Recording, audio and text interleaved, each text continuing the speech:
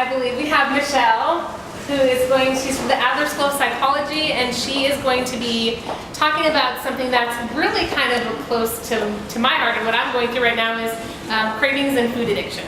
I lost 20 pounds. I've gained, I'm just going to stand and sit down when you're talking. So I lost 20 pounds, but I've gained back 7.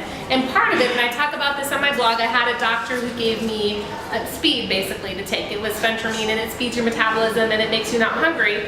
And I lost 20 pounds pretty quick. I kept it off, but I was taking it for about a year, which was probably not the best thing for me. And I decided to stop just for my heart and other reasons. And I've jumped back 7 pounds. So it was really easy, because when you stop taking the pills, you start eating again. And I definitely am nipping that in the bud by a variety of different things. And that's part of the reason I asked you here today, is I'm probably not the only one who has cravings and who might be addicted to some different things like sugar. And we wanted to invite you here to talk about that. So a food addiction is something that causes a clinical impairment in your day-to-day life. It's something that really keeps you from engaging in social conversations, in meeting with your family, and going to work. It puts a halt to your life. Most people experience what we call cravings. So cravings are a strong desire to eat a certain type of food that's really hard to resist. And cravings involve physiological and psychological, emotional, behavioral aspects. A craving can also be linked to many different things that we do in our everyday lives, including our sleep.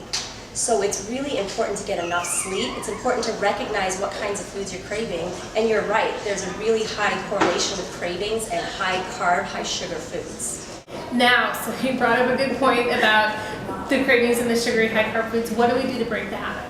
Well, I've got 10 tips for you.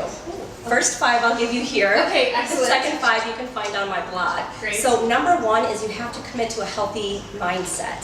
So switch your thinking around, use positive statements. Instead of saying, wow, I can't do this is hard, say, I know this is going to be a challenge, but I can do it and I can get through it. The second thing is healthy eating, and eating on a regular basis. So talk to a dietitian, talk to your physician, find the foods that are right for you. Number 3, exercise. Exercise is key as well. Number 4, get the right amount of sleep. So for an adult, it's about 7 to 8 hours a day, a night. And actually, daytime napping is associated with higher cravings. So even if you're tired during the day, save your sleep for nighttime. We get one more? You get one more. Your Okay. one more tip is change one thing at a time. Harvard Health reminds us that change is a process, it's not an event. So it takes time to make it happen. Expect to have some setbacks, but with that healthy mindset, you acknowledge there's a setback, and then you move forward and keep striving to reach that goal. Okay, now, so the other 5, you have to go to your website. What is that website? Where do we go? You can go to adler.edu, and we'll have a post for our blog right there. And are there any classes or any types of classes or things people can take at Adler to help with this? We offer degree programs in master's level and doctorate level to help you learn about anything that you want to know about the human mind. Okay, but you do have community classes for the community that talk about subjects like this, or just is it more of an education? It's an educational institution, but we do offer many community courses or community learning opportunities for people who are interested. Excellent. Well, thank you so much for being on today. We appreciate it. And go to adler.edu for more information on the cravings. I'm going to go there first thing when I get home.